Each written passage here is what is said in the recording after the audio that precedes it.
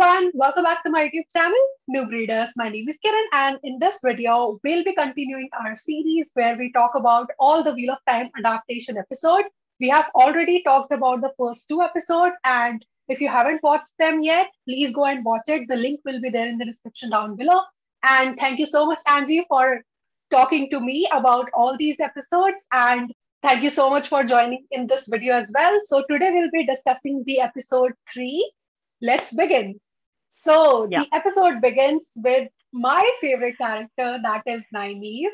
So Yeah. what do you have to say about this scene where the Trolloc is actually kind of dragging Nynaeve? This entire episode, like how we discussed in the previous episode discussion, that we were wondering why she was not killed, but now we Yeah, like our assumption is that because she needs to be kept alive, or when the Dark One doesn't know who will be the Dragon Reborn.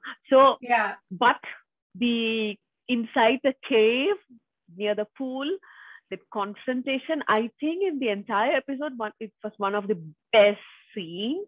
Oh totally. my God. Yes, I was watching when I was watching with the headphone, that the tension of that scene when she was inside the pool and the Trolloc is trying to find her. Oh my God. Yeah, this is a scene. Yeah. Oh, this is a scene. I mean, Oh I loved God. it so much. I mean, she is just badass. I don't know how else to describe her. And the Yes. way she kind of takes the sword off Trolloc and, stabs him with it. And then he's killed. And then we see that dragon's fang symbol with the blood. Overall, Nynaeve is amazing. And I just cannot get enough of her. And in this episode, we get so much of Nynaeve. And I just loved each and every Yes. second of it. I think among all these main characters, Nynaeve's arc, at least till now, it's very crisp, very well thought out. Yeah. No unnecessary scene or additions, except for the single part about her parentage, her doubtful parentage that Moraine talks about. Apart from that, so well written. Her character is so well written. Yeah, in the books, we know that Trollocs kind of eat each other out. So I Hmm? was kind of expecting that, but I like that they kind of, Mm. added this thing for everyone to know that that's how Trollocs are. So yeah, that was really cool. Yeah. And I was thinking that they eat each other when there is no other option. I didn't know Okay, like when there are yeah, so many other things. And also, I remember Rafe, one of the makers, he said that Nynaeve's braid tugging is so much yeah, talked about among the fan yeah. and book readers. So they wanted to show that in a good way. I mean, this scene is Wow. literally so good. And I've Yes. already read the third book, so I see so much hair tugging in that. Yes. Like literally, she's always Yes. kind of tugging on her braid, and that was this scene was really good. Like, yeah, that just Yes. signifies who Nynaeve is. She's just Yes. so badass, and she's so angry all the time, and always tugging on her Just braid. yes. Yeah. Yeah, and I noticed the Dragon Fang blood. So I Okay. think the Dragon Fang theme, I think the makers are going to keep it throughout the series. All the Lan and Nynaeve scenes are just so good. And when you read The Eye of the World, you do not see a lot of chemistry between them in the book. Like it's very subtle over there. Subtle. Yeah, it's very subtle. And I mean, if you're kind of person who does not go through each line and then read very thoroughly, you might miss it. And then you'll be like, there was no, chemistry between them. How are they a couple? Right, but even here also the makers have made sure that it is subtle. Yeah. I know in the book it is really subtle. You can never, like you said, so if you're not really careful into reading it, you might just miss it. I like the way they still kept the subtlety, but even the book readers can, non-book readers can also pick up the chemistry between them and slowly Yeah. developing it, slowly brewing. It's not Yeah. on the face like love in first sight kind of thing. Yeah, totally. Yeah, I mean, I really like how she was kind of saying that I'm going to kill you. And then she actually tries to kill him, like literally. And Oh, Lan, and then he says, "Oh, you actually did oh, kill me." I like the I mean, dialogue. exactly. I mean, he was literally shocked. He did not see that coming for him. Tell He me. thought that it was just, empty threat and she didn't mean it, but she actually did it, which is so naive. And so I loved it. Okay, I also like the scene for the Yeah, scenery. Basically, I really like how we see the Shara Logoth. The cinematography of the show is so good, and I just love yeah. all the scenes. Me Yeah. too. Same here. This was a brilliant landscape. Yes. So, what do you have to say about their conversation? Where Matt is basically saying that Egwene will not do this for you. Why do you want to kind of go to the White Tower? He just want to go back to his sisters, Yeah. right? That's his primary aim. But then at the same time, he again changes it. Let's go there. So Yeah. I think he was kind of confused in one single scene, but maybe it's a reflection of how he's thinking now, considering the influences that he is under. Yeah. So yeah, again, Matt's story also, it's it's subtly developing. It's not like the moment he picks up the dagger, he changes. It's not like that. So they're showing it subtly. And like my husband, he's a non-book reader, so Okay. he has not yet figured out what's causing him to go crazy. Oh, yeah, I saw there was one other non-book reader who was like, what the hell is going on with this guy? Why is he behaving like this? So, yeah, Yeah. totally. So it's very Yeah. subtle. It's very subtle. So it's not on your face. They are letting the viewers to figure out things for themselves, to work it out. So I like that Yeah. they are making the viewers work for it, so that people are more engaged. There are more discussions online. People discuss, hey, what is happening? What is this? Who is the dragon reborn? All these kind of discussions. So that's also, Yeah. I think it's a nice way of bringing in an adaptation. Even the even us sometimes are doubtful, like Yeah. so many scenes where I was so surprised, like episode 4 especially. I was so like shocked at some scenes. As a book reader, it was like I never expected. So it's also it's also a promise from the maker's side, saying that hey, we have something for you as well. It's not page to page adaptation, so you don't have to Yeah. get bored knowing that you know everything. We are bringing new stuff for you also, so you also keep engaged and keep focused. Yeah. You cannot say that we know what's going to happen because they're going to kind of add the characters that were never there in the books to confuse you. I can't wait to discuss episode 4 because that's my favorite till now. So yeah. Totally, totally. We will do that. We will do that.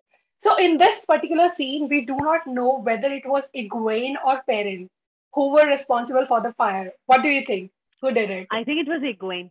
I think it was Egwene for sure. She did she did the channeling, and that's why he says later on, right? So whatever you did with your hand later on. So I have this one thing to mention. I think out of this, I think this story is the most boring for me. I don't know, somehow I felt kind of bored. Like get on with it. I would have loved it if they had already introduced Elias into the scene. Yeah. It would have added more, I don't know, traction to the story. This part was kind of boring, them finding the Tuatan. Even they could have elaborated Adam's scene a little bit more in episode 3. I don't know, their journey, I didn't feel the story progressed much here. What is happening? Nothing. They're just bonding. This particular scene, I can totally understand why they decided to add this because here they're trying to create this confusion whether can Egwene can actually do channel the one power or not. Mm. So I can totally Mm. understand why they decided to do Yeah, but it this. was done in a very boring way. Yeah, Okay. so it was not I that was not flashy. invested. Okay, Yeah. okay. And then we are just shown how the wolves are trying to help them out in their scenes, and then they try to kind of point them to the correct direction. So I think Mm. that's what the main motive of the scene was to kind of show parents' connection with the wolves. I mean, just look at her expressions, Nynaeve's expressions, and he literally, She is pissed. I mean, yeah, he put the cloth on her face so that she cannot say anything because she tried to, bite him on his hands. I mean, it's just so funny, and I know. I'm just loving it. I'm just loving their interaction. So what do you think Lan is kind of going through at this moment? What he's thinking about? I think because of his connection to Moraine, because of the Aes Sedai water connection, he's very bothered. He's about Moraine and he's worried for her. So at this point, he's ready to do anything to save her life. So even though he's not sure whether Nynaeve will attack again, act crazy, or run away, he's ready to take that risk for Moraine. So he's in a state of, what do you call that, desperation, that he has to save Moraine at any cost. Yeah, and then there comes this scene where she's kind of collecting all the things so that she can create the medicine for Moraine's wounds. And I just really liked how he's just standing over there and looking at her, whatever that she's doing, and then he kind of asks, "Tell me, how did you find me?" And I just really like how she's kind of messing with his brain in this particular scene because he's like, "How can she track me? Like, how can she track me?" So I love that aspect of the scene. So what do you think Yeah. about this? Yeah. I think that's one thing. One thing is he's there to make sure that she doesn't run away. And secondly, he just want to get that information, how it happened, because he is worried that somebody else can track him then, if she could. And then there is this Yeah. very interesting dialogue that I find very interesting. I mean, literally, when she said that, I'm like, oh, you can't say that, Naini. I don't know. Somehow, knowing Nynaeve, I knew this dialogue was coming. I don't know why. It came into my brain like, okay, Oh I my said you God. could ask. Now that I would answer. That was a I, kick-ass dialogue. I mean, it was so good. And did you see his facial expressions after that? And the way he's like, seriously? See, it's just so funny to me. I mean, I loved it. I just love Yeah, Naini so the much. whole dynamics and the chemistry between both has So been well good. written, very well written. Oh, this particular scene. Did you catch the Balzaman in the window? I didn't catch that the Oh first time. no, no! Oh my god, I'm so glad I'm doing these discussions because I come across so many new things. Okay, so when I was kind of watching this, I thought that maybe she's saying that she knows that he's the one who's responsible for killing her. I mean, if Oh you yeah, can yeah, say, okay, that is I mean, yeah. Mhm. I mean, that's the only explanation that I can come up with because what else does she know? Like, because, I mean, Perrin didn't tell anyone that he killed her. He kind of said that it was an accident, I think. I mean, we didn't got this conversation. He didn't No, straight nobody up knows. said that. Nobody knows. Yeah, Yeah, yeah. nobody kind of knows. So maybe she's just trying to kind of say this thing that I know that you did it. And Yeah. maybe she's just trying to make him feel bad. I think the wolves eating her would say that Perrin killing her, like, because Perrin can represent. I mean, wolves can be used to represent Perrin in general, right? So Hmm. in the dream, he is seeing that he is responsible for her death, and yeah. But I seriously don't know what I know means here. But that nice touch of adding balsamon at the window. Yeah. Oh, that was nice. So we see Balsman. I am not a huge fan of this CGI. Still, I'm still not a big fan. What do you think? I think there is a Totally. glimpse of him in episode 4 also. Right? Yeah, yeah, there is. Yeah. There is, but I didn't like.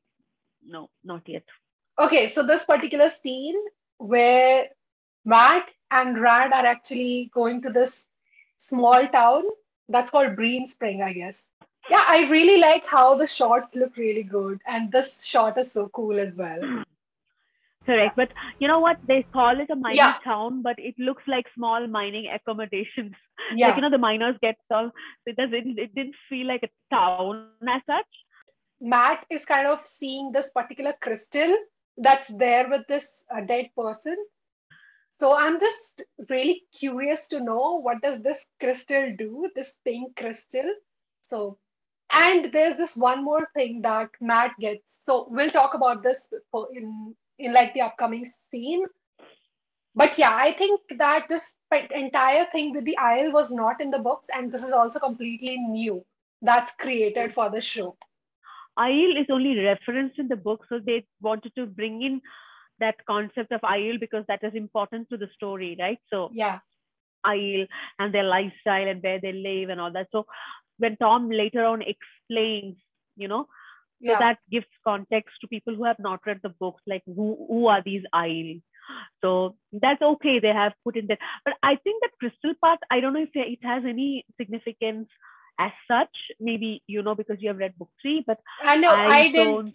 I don't know what this crystal is. At Okay. least in the Okay. book 3, it's not explained. Maybe in like the book Uh, 4, we have more of Isle, so maybe in that it will be more explained. I have no idea what right. this is. No Yeah. idea. Okay. I thought it was just there so that, he saw something precious that he can sell for money. Mm-hmm. Right.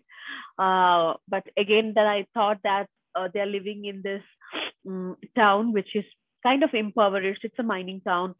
So why didn't the others take it from him before hanging him? Before hanging him Interesting. in the cage, Interesting. right? Because Interesting. they're also poor people. So why didn't they pick it up? Somebody. So maybe it's something that you shouldn't pick up. Maybe. Maybe this is something that can, maybe it's something that can get you in trouble if you pick it up. And Matt will get I in hope trouble. not, because Matt already has so much trouble in him without the addition of a crystal trouble. I can totally understand, but maybe because they kind of hate Isle so much that they didn't want it to, take anything from them. I don't know. Maybe. More than hate, I think they're all scared of Isle because of the skill. Because if you're faced with them, you're definitely going to die because that's how skilled they are. Like, how did they manage to kind of kill him? That's something that I have no explanation for. Oh, this particular scene. So, what do you have to say about that? So, I loved his entry. Yeah. I love him as an actor as such, like, throughout the series, from his introduction to all the other scenes. I love his performance. But the singing performance, I felt that it was kind of off. When you read the books, you expect him to be singing by engaging more of the audience, like, asking them to sing along or clap along. Or at least even if he has started off with this somber, sad kind of song, he could have just then progressed on to more happier song and people dancing or something like that. I would have expected a performance like that. Okay. But I think it was an opportunity wasted to show Tom's, showmanship. Because he is one of the best gleemen apparently. And but the song which he sung, that was so apt. Yeah. The theme of the song I'm talking about, that was totally perfect. But I think it should have been followed by a more upbeat, happy song, so that he engages with the audiences. And there should have been more little bit of the instruments, because the use of instrument was very limited. Also, the guitar, whatever he is using, right? It was very limited. But overall, I love Tom in general. He's a great character.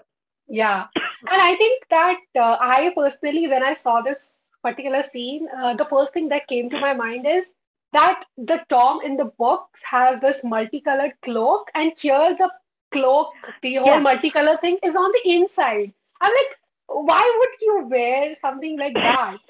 I thought that, especially when you're performing. Yeah, I mean, why is it not on the outside? Like, he is a gleeman and he kind of wears this cloak so that everyone around him knows that he's the gleeman. No. Because he wants people to know that who he is. I'm like, so that kind of didn't make any sense to me, that why would those multicolored patches would be on the inside of the coat and not on the outside. So that was the first thing that I noticed. Yeah, that cloak thing kind of bothered me when I was watching this. But I really enjoyed this song because it was about Lews Therin, right? I mean, this has to be about Lews Therin. Exactly. So it was so apt, and it's referring again to the Dragon Reborn, and exactly. Dragon Matter there. So it was very. So basically, Egwene and Perrin kind of come across these markings that are made on the ground, and they have no idea who they are kind of following. No idea. Yeah, so I really like the scene because it kind of shows that Perrin was trying to go ahead to see whether it's kind of dangerous or not. And he was doing this for Egwene because he wants to Egwene. kind of protect her. And I Mm-hmm. really like this entire like bonding session that they're having. Morning. And Mm. yeah, and I'm really happy that it doesn't come off as an romantically interested kind of thing. It Right, right. Because and also I don't think he will even do that being Rand's friend and knows Yeah, Rand's interest in Egwene. So that's why I was kind of pissed when people were talking that, Perun is interested in Egwene. But I think he was, even when later on Aram comes in, he's trying to be protective, not in a jealous way, but he's jealous for on behalf of Rand. That's what Rand. I felt. Perrin kind of has a Oh, okay. little crush on Egwene, at least in the book. I felt it. But here Really? it Oh, okay. I yeah, never yeah, felt that. but here it didn't feel like that, and I'm really happy because it feels like this best friend kind of vibe that they have. Friendship. What do you have to say about this character? Oh Dana. my God. You know what? She did this role so well. First of Oh all, my let me god. tell you, she's so pretty. I don't know, somehow it Yeah. felt her through so attractive. She's so pretty She's so and charming. She has this she's so charm. charming. Yeah. And she does look like a barmaid or like, a person you would Mhm. say who knows to Yeah. talk to customers and, bond with them and, all that and be strict with them when that needs to be done. So she knows that. That was well done. And oh my God, I didn't see that coming, whatever is going to come later on. Betrayal coming. Oh, I just love her character and I'm so sad. It was such a short life that she had in this character. Oh God, I Yeah. just love the way she portrayed it. I was like, okay, so Mm. so they created like another character. So she's going to be a cool character because she clearly didn't like the way she was living and she hated her place. Mm-hmm. So I thought that Mm. maybe she's going to go with Matt and Rand. Yeah, I mean, I think that she's an amazing actress because the way she kind of changed from being very friendly and then Friendly. dealing with them and then when she kind of shows her true colors and then she has this great conversation with Rand, that entire conversation she looks so relaxed and then suddenly she changes and then she says that okay, maybe it's the braid that kind of Mm. reminds you of Egwene. I have a point to make about that, about the Yeah. braid. Hmm. So, how does she know about Egwene and Rand and all that, Because she sees them right? in the dream, right? She says that she Yeah, sees but all five of them in the dreams.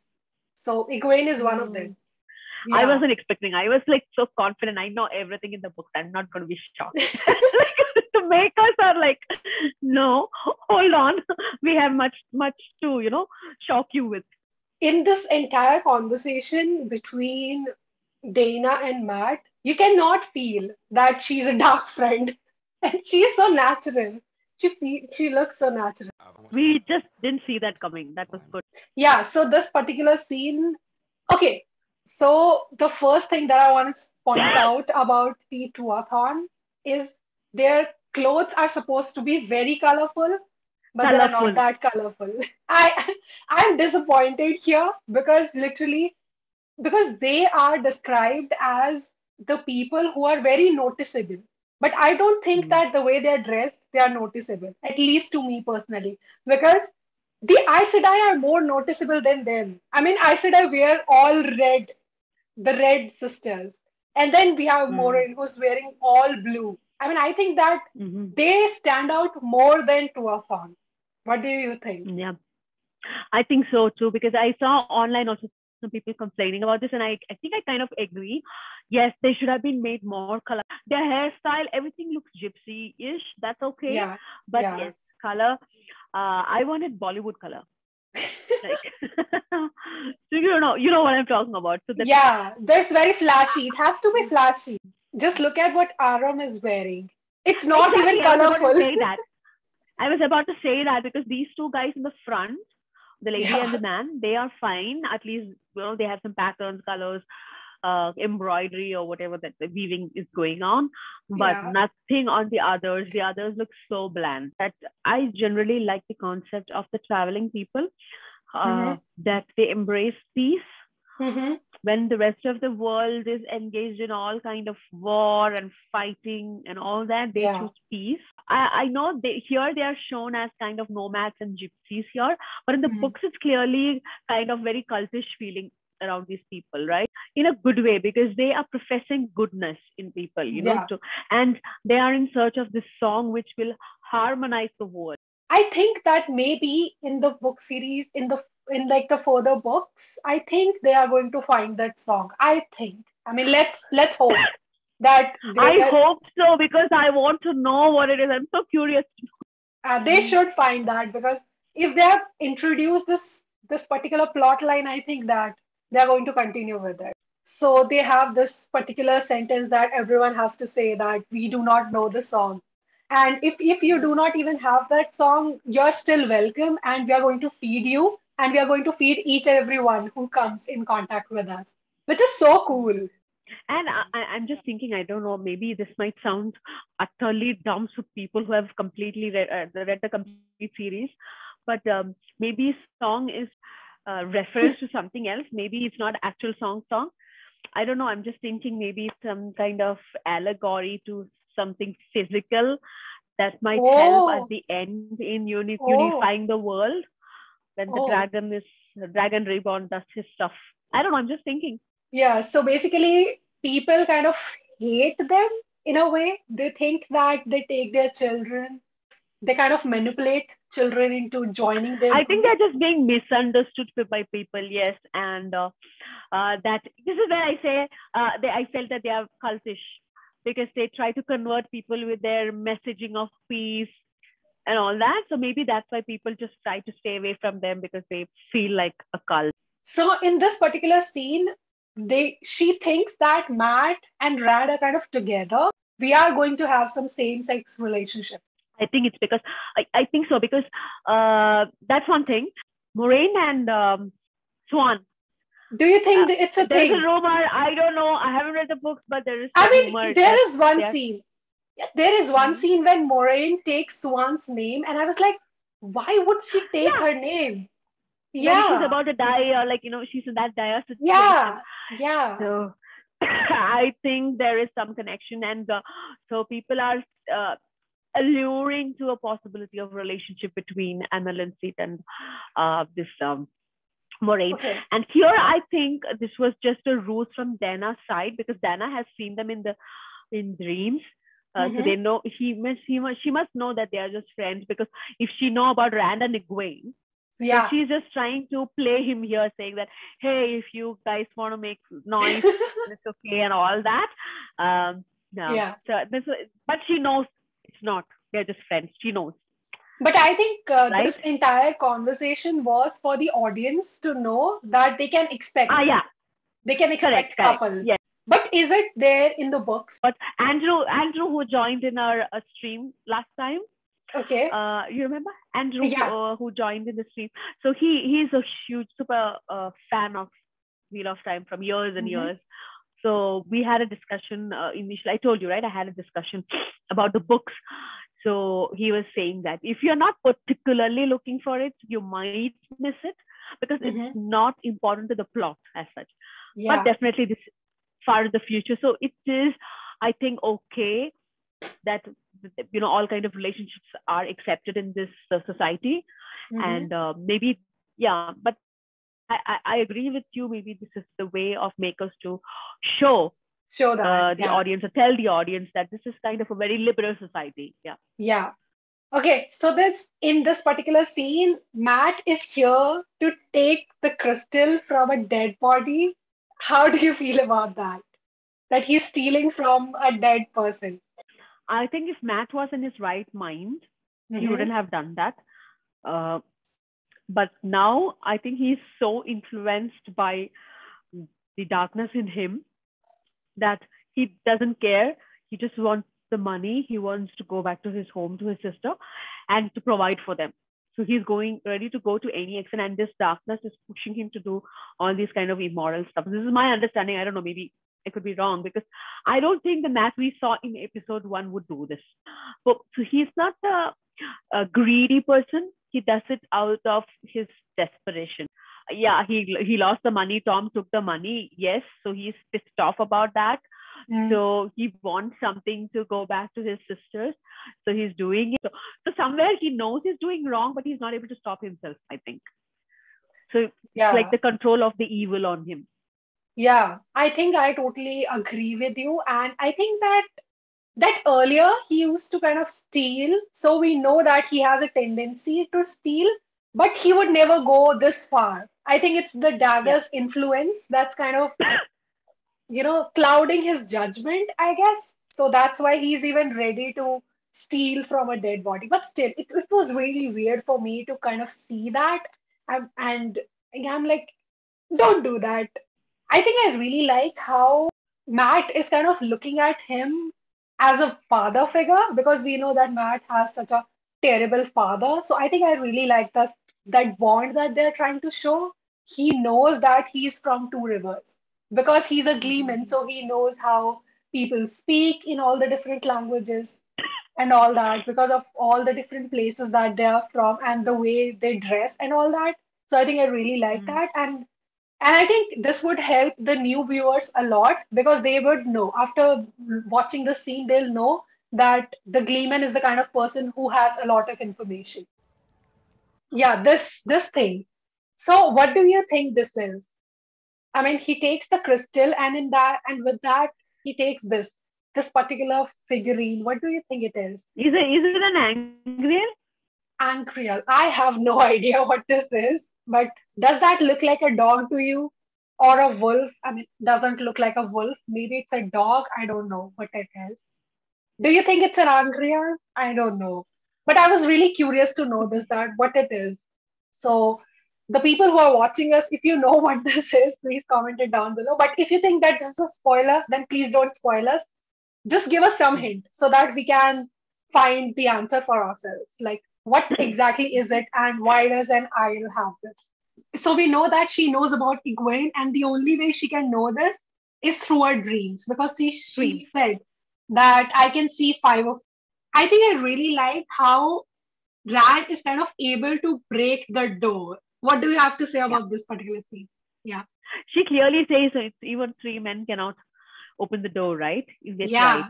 But Yeah. he just knocks it like 3 or 4 times and it's down. So So what did your yeah, husband say for this particular scene? he because I asked him after episode 3, who would be the Dragon Reborn, and I think he said that all are equally there. But Okay. yeah, and then he recalled this scene, especially he said the Rand broke the door. So currently his pick is Nynaeve after episode 4. Yeah. So Wow, this so scene. her conversation and the way she's kind of justifying what she's doing.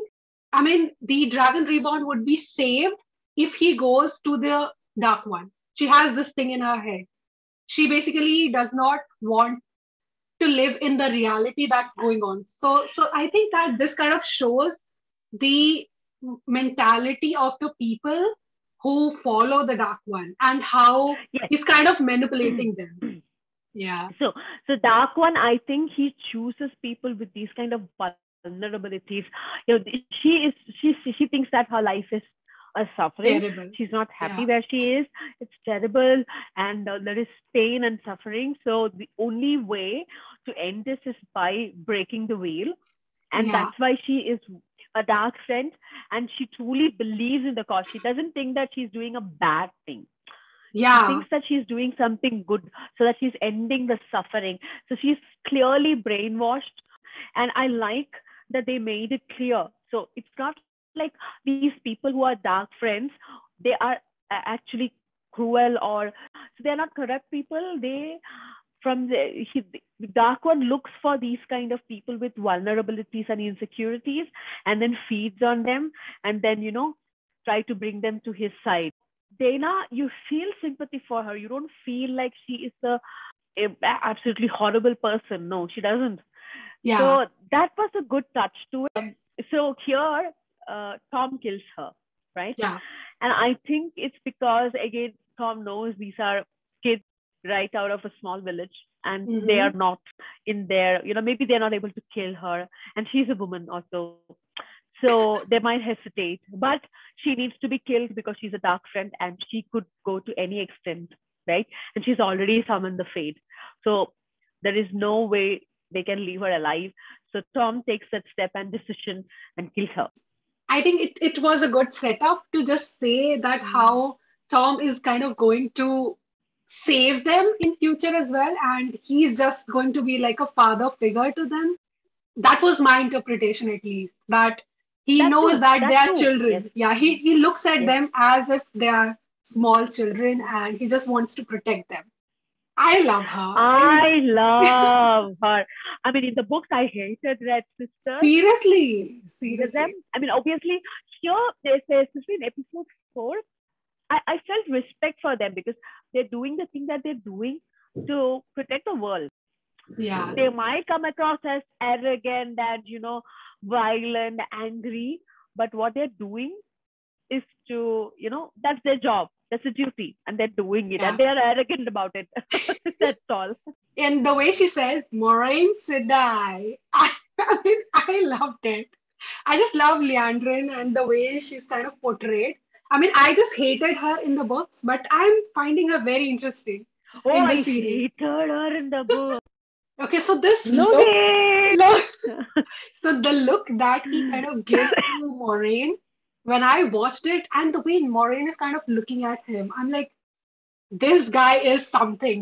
He is really powerful. Yeah, and he knows that he's powerful. So we'll talk more Powerful, about yeah. him in like the next episode, but I think I Yes, really liked the way this episode ended because it did. this kind of create that intrigue and you will watch the other episode because you want to know like who is he?